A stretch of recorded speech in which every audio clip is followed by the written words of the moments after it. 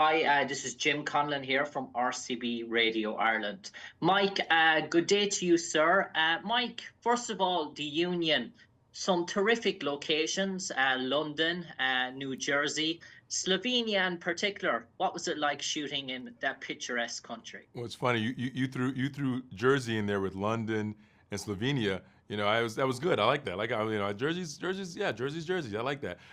It was beautiful. I loved the locations: Trieste, Italy, um, Slovenia, Ljubljana, Slovenia, and Pula. We shot quite a few places. I enjoyed all the locations. It's nice to have, I would say, a built-in vacation with work. It does feel like a little bit of both. So I really enjoyed it, to be quite honest. And Mike, this is really an espionage action roller coaster in terms of from start to finish. And growing up, did you really like the old British style espionage movies, the James Bond type of movies? Was that your sort of go-to in terms of that genre? Yeah, yeah, yeah, absolutely. I mean, I don't want to date myself, but who am I kidding? I mean, I wasn't Sean Connery wasn't my first Bond, but I saw all those Bonds. I was a Roger Moore guy, and I saw the Timothy Dalton. I saw him. I saw that one. Obviously, Pierce Brosnan, and and all the Bonds thereafter. It's I would be lying if I didn't think to myself, what a cool job to be a double agent, to have toys and to have the just this espionage factor going in where you can get rid of people and hide your tracks and have all these cool weapons and cool cars and cool suits.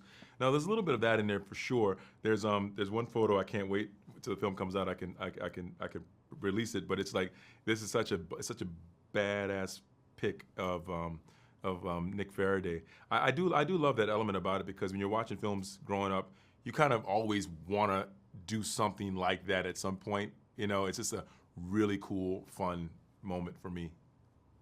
Yeah. And Mike, in terms of the union, when we think about federal agencies, we think of the CIA, we think of the FBI in terms of that. The concept of introducing a new player, which the Hmm. union is, it's quite intriguing. It's quite a bold sort of plot in terms of that, a bold sort of theory to introduce a new, dare I say, a new entity. Yeah. No, I think it's good. It's like I think there's levels, and I guess FBI, CIA, whatever, and then you have the union somewhere in there who feels like they are as good as the rest of them, but they have much less training, right? They're brought up, out of nowhere, and they're blue collar people who are just have to rise to the occasion. I think people at home understand, like, wait a minute, could I be an agent if I was pulled up and trained for a few months? Could I pull it off? Could I go on a mission? Could I do something like that? And I think that's the fun of it all. I think that's the fun of it. I think that's the arrogance of the people in the union. There's a certain, like, I'm as good as the CIA, the FBI. I'm as good as they are. But at the same time, we also don't have an imprint. Nobody knows us, so we're also probably a little more expendable. So I do love this kind of creation that they've come up with the union. I think it's a great idea. It's fun. And tell me, Mike, how fun was it training for all the stunts that involved Agent Nick Faraday? You're definitely involved in an awful lot of action, from fight scenes to car chases. You have it all in terms of this movie. Yeah, yeah. I love a little bit of action. I love car chases.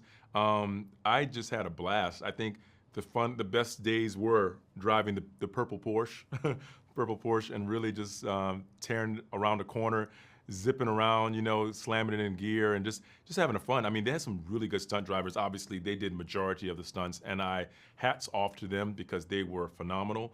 The stunt team, the second unit, who shot all those big car chases in the hills and the mountains. I loved every bit of it.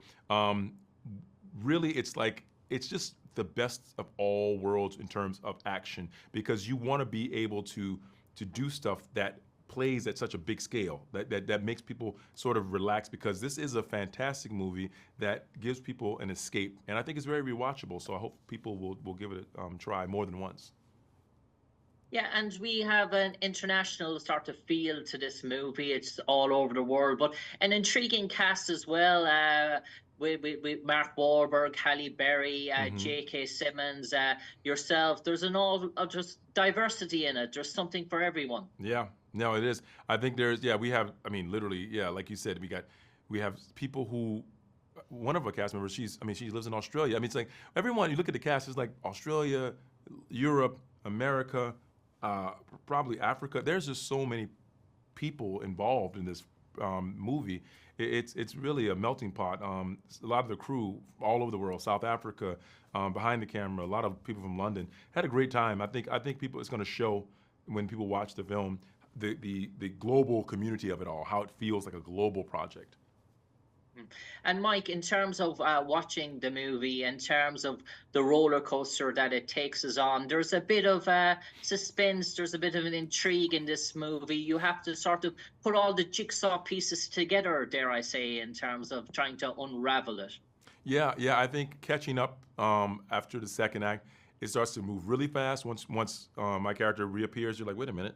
Oh, and then that happens, and this happens, and this happens, and how's it going to end? And it's like a mad dash to the finish. I think that's why I think it's so rewatchable because you're watching it, it's moving really quickly, and you're trying to keep up with it and figure out where this is going and who is the culprit and who you're supposed to be looking at. Who's the bad guy? Where's this all going? And I love that about it because we're not taking it too seriously, but then at the end, it's like, oh my God, that's interesting. And you watch it again and you have a different experience. But it's a little bit of romance, a lot of action, a little bit of comedy. So I think it's a little bit of something for everyone in it. And lastly, for me, in terms of shooting in London, we know about the British and Irish weather. In terms of that, it can be quite cold and nippy. In terms of that, was that a good, fun sort of shoot compared to the sunny Slovenia? Well, the weather actually was really good almost everywhere. I guess that we can attribute that to global warming. I mean, what are you going to say? I mean, London is not what London used to be. I mean, when I go to London, a lot of times, going to be there again soon. I'm always there when it's warm. I've been there a few times when it's been pissing rain, but a lot of times it's been warmer than it usually is. And so we got, I would dare say, blessed with good weather. But that's what we have been given recently. So I had locations were great. I didn't have any bad weather while we were filming that. Mike, we wish you all the best with the union. We do look forward to seeing it on Netflix this coming week. Thank you, man. Cheers. Thank you.